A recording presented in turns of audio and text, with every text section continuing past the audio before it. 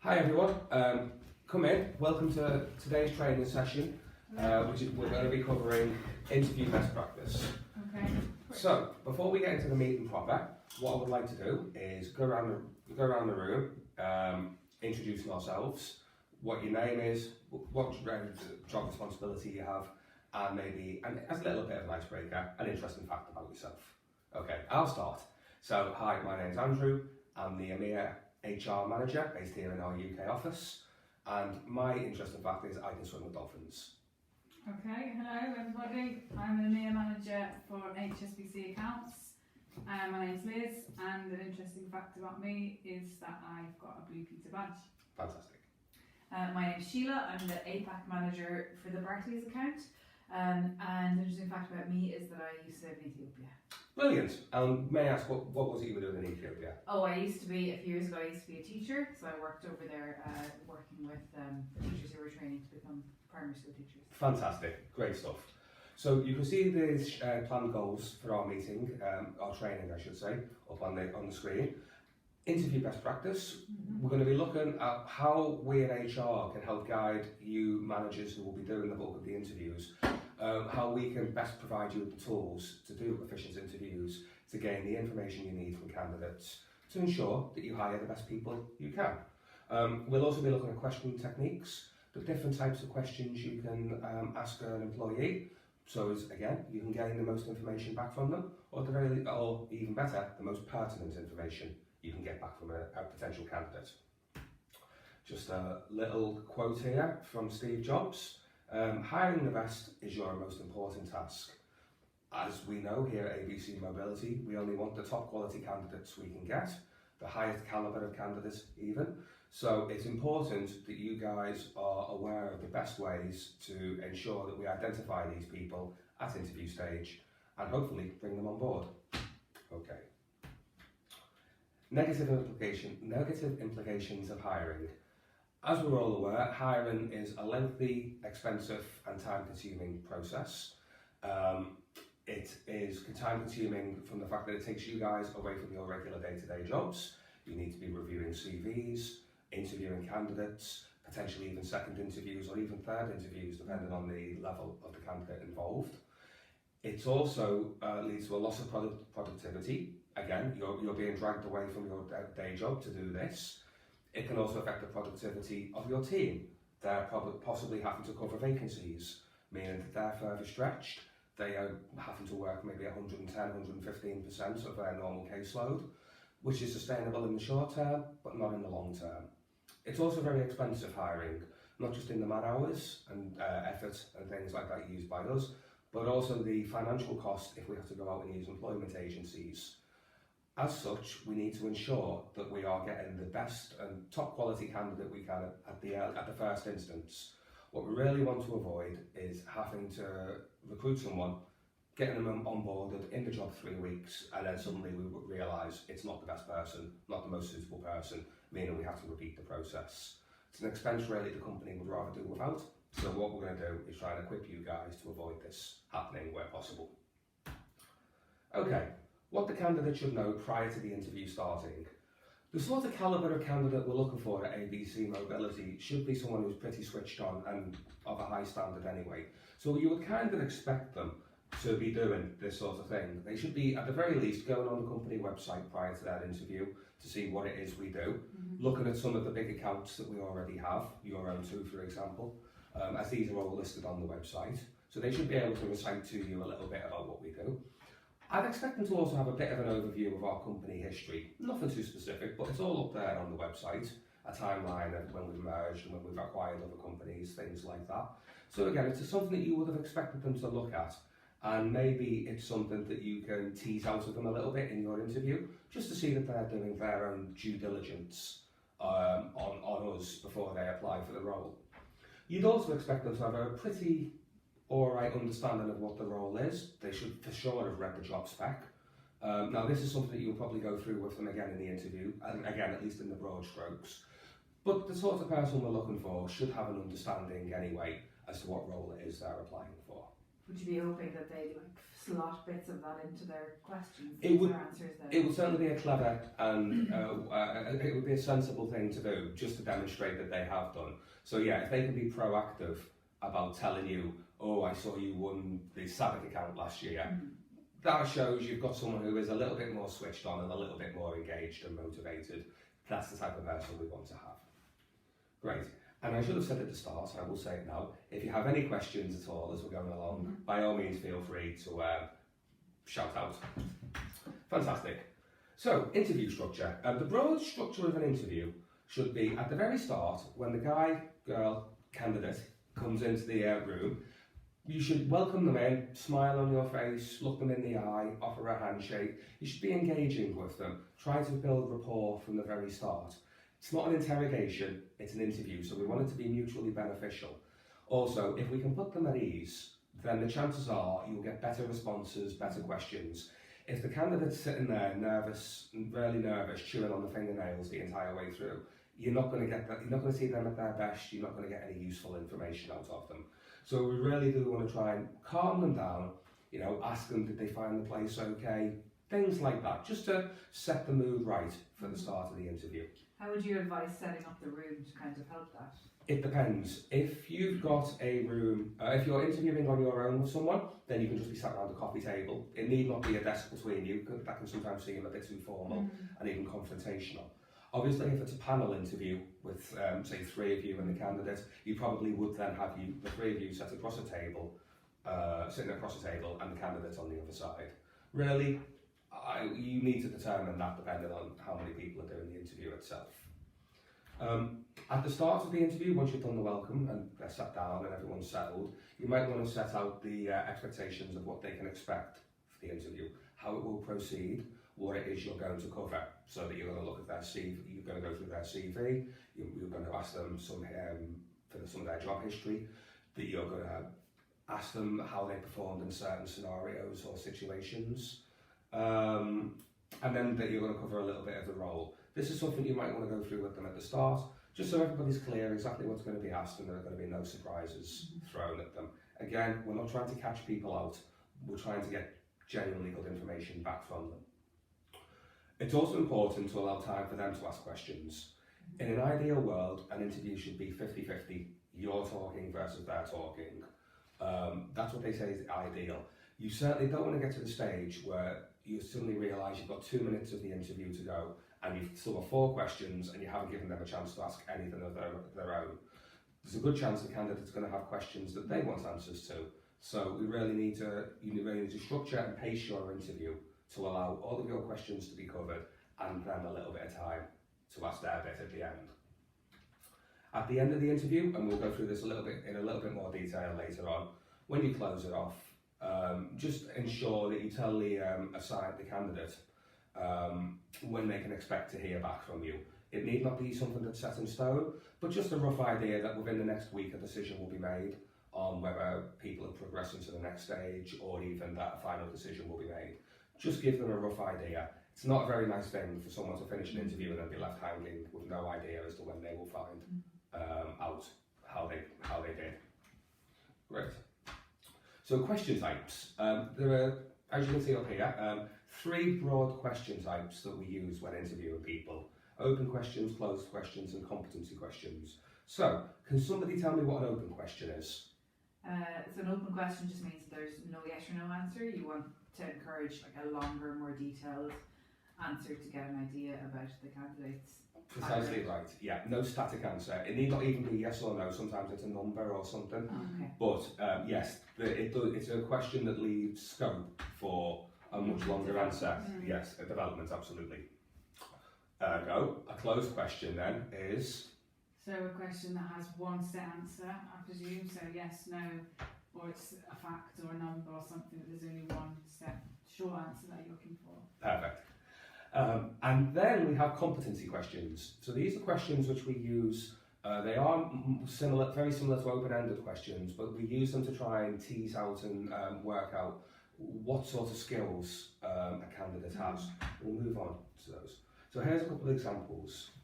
Tell me about a time you did, talk me through a situation where, etc., etc., etc. Now we also have something called the STAR technique, which is how competency questions are structured. And certainly if someone knows what they're talking about, it's how a competency question is answered.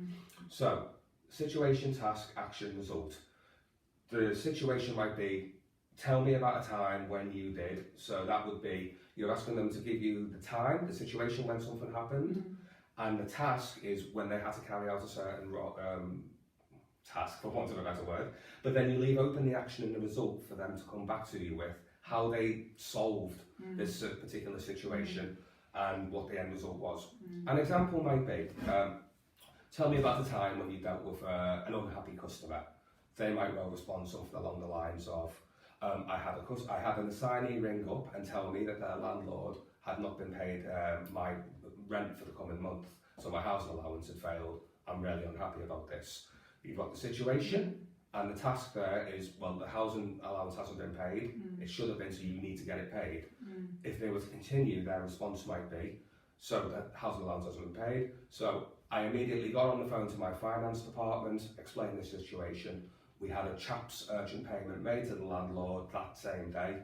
I then telephoned the landlord to assure him the money was coming through, emailed him a proof of payment, then telephoned the assignee to tell them it had all been resolved, but that we were going to carry out a root cause analysis to find out why this payment had failed in the first place. You could see there then that they told you what the situation was, the task that needed to be done, their action, and what the final result. That would be a good answer to that sort of competency question. So just something maybe, something you should bear in mind and keep an eye out for when asking your competency questions. Another thing that competency questions can help with competency questions is something called the funnel approach. So you ask the competency question out loud. You can then, when they've given you that answer, you can kind of dive into a little bit more detail. So before we get to that fully, can you guys give me an example of an open competency-based question? Liz, would you care to come up with a question maybe? So you could start by saying something like, tell me about a time when you had to make a difficult decision. Time that I had to make a difficult decision, I suppose probably one of the more tricky ones I had to deal with was 2 years ago when I was running the expense management team. I was told I had to make a number of staff redundancies due to budget cuts. It's obviously always a really, really difficult thing to do. So we went through the full process with HR and identified the most suitable person. And it was difficult, it wasn't great, but we did carry it out within the allotted task with as little disruption as possible. Great, perfect. So you've set out the situation, what the task was, the action you carried out, which was working with HR to identify the candidates, and then the result was, unfortunately, that candidate was made redundant, but with minimal disruption. Now, if you were to use the funneling approach, you could dive in for more detail. So you said that you worked with HR. You could then ask, if this was a candidate, what exactly did you do with HR? How did you work with them? And you kind of zoom in on a particular aspect of their larger answer to gain more detail. It's also useful, and again, it's something we will cover in a little bit, when people have given you an answer which maybe seems a bit too perfect, which can happen when these competency questions are asked. So it gives you an opportunity to sort of sense, is this right? Are they telling you everything? So you probe a little bit further. We're not expecting you to be Sherlock Holmes here, going in, you're not detectives, but there are still things you can do to ensure that you're trying to get as good answers and truthful answers as possible. Okay, competency questions more generally should be relevant to the level of the candidate. So it's an obvious thing, but if you've got someone coming in for a junior admin role, you're not going to be asking them questions about when they've managed a team or had to resolve things like that. They're not going to have that sort of skill set to fall back on and answer the question. You're not going to get good answers. It's a waste of time asking questions like that. Likewise, if you've got someone coming in at managerial or director level that you're interviewing, you're not going to ask them questions along the lines of, did you ensure that all the data that needed to be added by Friday afternoon was added in a timely fashion?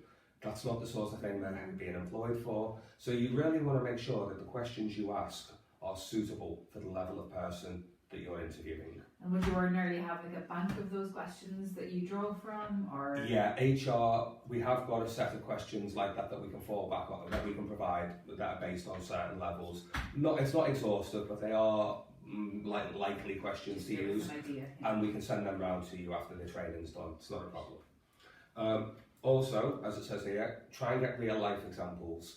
We do want to see how candidates have performed in real stressful and difficult situations to gauge how they will be for us going forwards. We don't just want hypotheticals where it was a perfect scenario with a perfect answer. Sometimes they may give you an answer where they didn't resolve a particular situation, but they learned something from it instead. That can be as equally good an answer as if every box was ticked. So where possible, and again, with your non-detective hat, try and ensure where possible that they are given real life examples, though you can't force the issue. An important point is, if you're interviewing numerous candidates for one role, it's important to ask the same questions to each candidate, so as then you can benchmark their answers they give you. That will help you enormously when it comes to the scoring of candidates after the interview stage is finished and you're determining either who to hire or who to bring back for a second one. And it's very important that the same questions are asked, so as you are essentially comparing apples with apples. There's just no point in asking different questions to different people, comparing apples with oranges. How do you then give a fair score and ensure you're getting the best person for the role? Do you feel like that means you have to be careful when you're using the funneling technique as well, and with the follow-up? Yeah, of course. A degree of thinking on your feet is needed, but if you're doing the same sort of broad competency questions, that should be all right. At the most, you'll just be diving in to get a little bit more detail if they've given you a slightly unclear answer. It's then up to you to determine if that's a negative or positive when you come to scoring them. But at least if you're using the same broad questions, you can do a fair score of each candidate. Okay. So, as I mentioned, we want real life examples that they actually did. You want to be aware that sometimes you might ask a question to which someone doesn't want to give you an answer, and they might try and shift the question in a different way to answer not the question you've asked, but to give the answer they want to give. An answer to this sort of thing might be, you ask someone, what do you think their weaknesses are? And they come back with oh, I work really hard, or I work too hard at times. They're not trying to answer your question there, they're just trying to tell you something they want you to know. So be aware of this, and do be prepared to sort of drag the conversation back on track if necessary, or score them down if they then refuse to answer the question. That's up to you. Likewise, with the partially answering, it's a similar sort of thing. They've heard what you want, they basically try to massage the answer a little bit, which is understandable to a degree. They want to put themselves in their best light, but ultimately it's no good to us if we sort of let them do that, because we're not finding out who they are, and we're not then able to make an accurate decision ourselves as to whether we want to bring them back or not. So just something to be aware of. So when the interview's coming to an end, you should be aware as to whether their CV is backed up by basically the person themselves. In that, is the CV, how they portray themselves on the CV, does that come across as accurate? The skill sets they have, the competencies, things like that. Again, this is not stuff, you're in a 30, maybe 45-minute interview. You're not going to be 100% right all of the time, but you should at least have an idea if what they say they can do on their CV matches with the impression that they give in their interview. You should also have an idea of their motivation and their attitude. Basic things: were they on time? Were they dressed smartly? Do they seem hungry and informed to take on the job? This goes back to did they read the company website, for example, and show a willingness to learn? These are all quite important things that we will hopefully give you a real good idea as to what the candidate is like. We also want to get an understanding of their career aspirations. As you're aware, because I assume you're both similar, here at ABC Mobility, we like to bring people in at a junior level and then wherever possible promote from within. So we like to train up and mould candidates. So we want people who are coming here with the ambition of staying for a good chunk of their career, not people who are just coming in to stay at the one role for a few years before going off somewhere else. Our aim is to get hungry, enthusiastic and ambitious people in that we will then bring up through the company. And we try not to do external hires at senior levels wherever possible. We always prefer to promote from within. This is part of it, understanding that these people get that and that they are hungry and aspiring to it. And obviously, just an overview of their strengths and weaknesses. From what you can tell, again, it's a 45-minute interview. Even if there's a second interview, you're not going to get everything. But it can at least give us an idea as to how you think they might perform in certain scenarios and procedures. And you will need to give them some coaching or support. Exactly. To hire them. Precisely.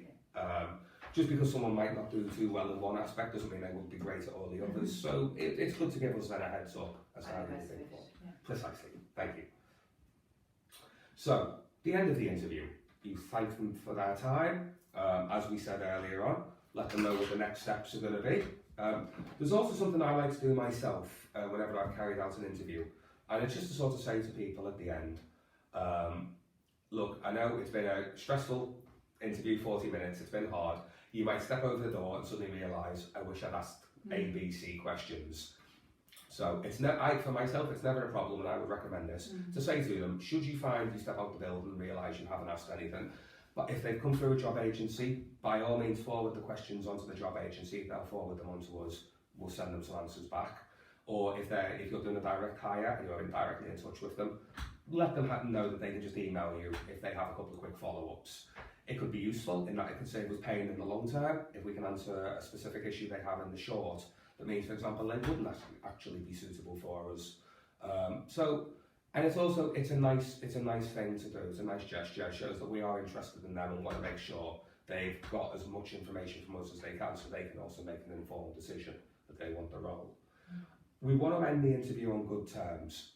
Even if a candidate is ultimately unsuccessful in this interview for this role, that doesn't mean there wouldn't be another role 6 months down the line that they wouldn't be great for. So we want to leave them with a good impression of us, so as if we reach back out to them, or they come back to us, or they would come back to us a little bit further down the line. Also, we want to have a good reputation as a company out in the marketplace. Having bad interviews that are more like interrogations, it's not a good thing. So it's good practice to, as I say, try and leave on as best terms as possible. Okay, some do's and don'ts for before and during the interviews.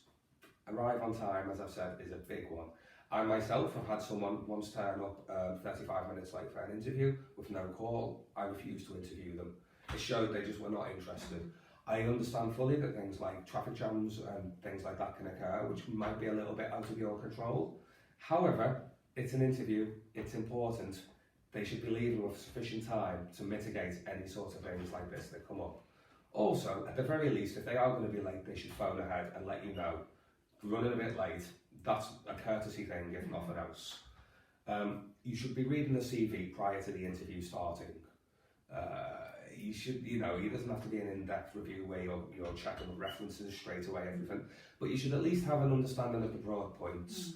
So as when you come to the interview, you can ask pertinent questions about their job history. Which things am I want to tease out a bit more and stuff. Precisely. The last thing you want to do is be reading it for the first time while the candidate's sitting opposite you. Again, it's impolite, it looks unprofessional. Encourage the candidate to feel relaxed, as we've covered already a few times. If they're relaxed and happy, you'll get better answers out of them, more interesting answers. If they're stressed out, they might just shut down, and that's no good to either them or us. It's just a waste of everybody's time then. Maintaining eye contact, it's a respect thing, shows you're taking interest. If you're just staring into space while they're talking, it will give off a real sign of boredom. That guy's not interested in me, I've got no chance in this interview, why should I try?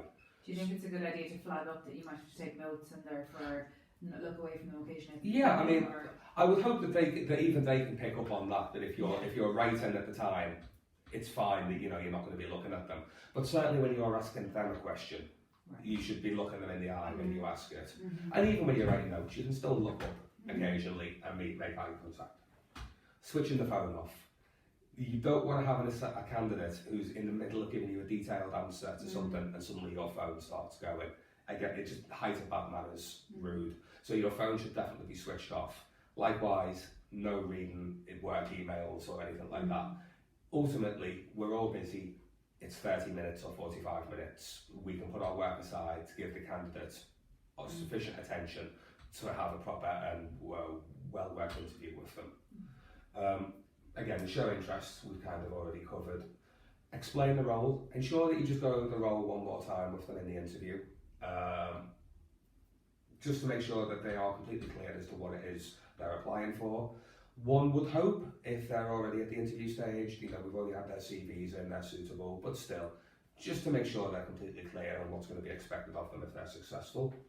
And as I said before, it's important that we make sure we answer any questions that they have. Can I ask a question on that about the questions? Sure. You mentioned at the beginning that ideally the interview should be about 50% you, the interviewer, talking and 50% them talking. Would you encourage them to save their questions for the end of the interview, or would it be more of a dialogue where they could ask questions as the whole interview is going along? I think you have to judge that on its merits. I certainly would leave space at the end, and you can even say to them, yes, any questions you may have about holidays or salary or anything like that, we'll leave them to the end. But if they have questions which organically come about during the conversation, I personally would be open to that. Hopefully, your list of your questions that you're going to ask will be written down, so they won't break up your flow too much if they do interrupt a little bit and ask a question. Some don'ts. Leave insufficient time to cover all the questions, which we've covered at length. Pardon me. You certainly don't want to be asking inappropriate questions about their family or personal life. It's a big no-no. So no questions about, are you married, do you have a partner, are you planning on getting pregnant anytime soon? Really want to stay away from things like that. Yes, absolutely not acceptable to ask anything like that at all. As I mentioned, you don't want to have your phone switched on. Likewise with your laptop, switch off your email notifications if you're using your laptop during the interview process. The last thing you need is that little notification square bobbing up in the right hand corner every 30 seconds. It will just be distracting for both you, and if they're looking at your laptop as well with you, it will be distracting for them. You don't want to keep looking at your watch. I understand we want to ensure the interview proceeds at a reasonable time and at a reasonable pace, and there's nothing wrong with looking at your watch occasionally just to make sure you're still on track. But you certainly don't want to be looking at it every 30 seconds. It's not a very nice impression that it gives off. Again, you would just be looking like you're bored and just waiting for it to finish. So something to avoid. And speak too little. As I said, 50-50 is what we're aiming for. You don't want to leave them to do 90% of the talking. And likewise, we shouldn't be doing 90% of the talking either. So 50-50 is what we should be trying to aim for. Okay. Any more questions from you guys? No, I think you've covered really thoroughly everything that we need to consider, really. Great.